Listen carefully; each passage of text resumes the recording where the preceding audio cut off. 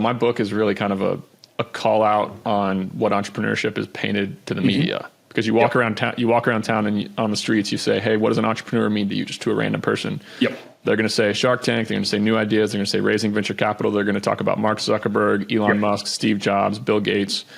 But those aren't the people flying private jets. No. The people flying private jets are the ones who own a regional waste management company. They own an HVAC business. Yep. They own 6 branches of a quick service restaurant. They own 2 Honda dealerships. They own 4 or 5 oil wells. So I tell this all the time. Like, okay, you're an entrepreneur. You want to make money. There's 2 ways to go. There's the social media way. There's the Shark Tank way. There's the sexy way. Yep. Silicon Valley walking around in sweatpants. Or there's the, hey, let's look at what real normal people in my town who have the nicest houses, go to the nice country club, have the nice beach house in Hilton Head, and have a PC-12 sitting in Athens. Yep. None of them raise venture capital. Absolutely. Yeah. I will say in my pilot group, we've got about 10 of us in a kind of, text group, and we fly together a lot and stuff like that. None of them are tech entrepreneurs.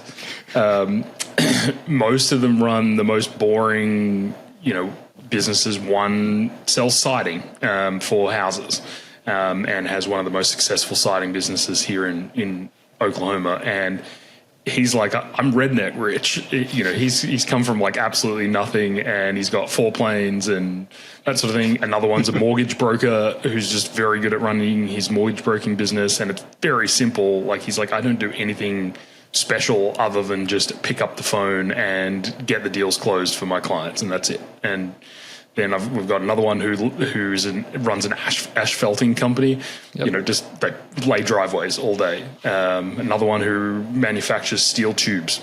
Just really boring kind of stuff, but they all fly. This is what my book is. It's how to find an opportunity like that, how to think about business, how to manage, how to hire, how to delegate. The key, the unique thing about all of the people you just mentioned, their idea is not what got them where they are. Their execution is. Absolutely. They were good salespeople. They were good leaders. They're charismatic. They could make good decisions. Yep. They could hire. They could fire. They could delegate. They got better at solving problems. Yep. They weren't too anxious, but they weren't too arrogant either. They had that balance of humility and confidence. Yep. These are all the things that I talk about in my book, and I tell 40, 50 stories just like the ones you mentioned.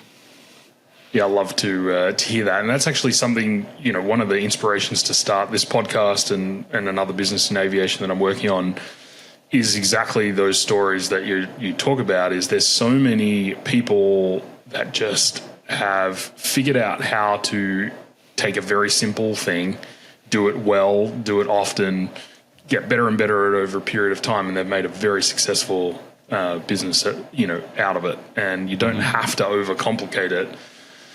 A lot of people, again, think that they, I have to go build a Facebook, or I have to go have some really, really novel idea. But, there's some guys chopping a tree down at my house this afternoon, and he's charging $12,000 to take a tree down. And that's it. And it's like, and that was the cheapest quote that we had. I mean, it's a complicated 100 if that guy is good at, delegating, he can get people, he can find people who can cut the tree down. Then he can find people to manage the person to cut the tree down. Then he can have 5 crews, 6 crews, and then he's in 2 cities.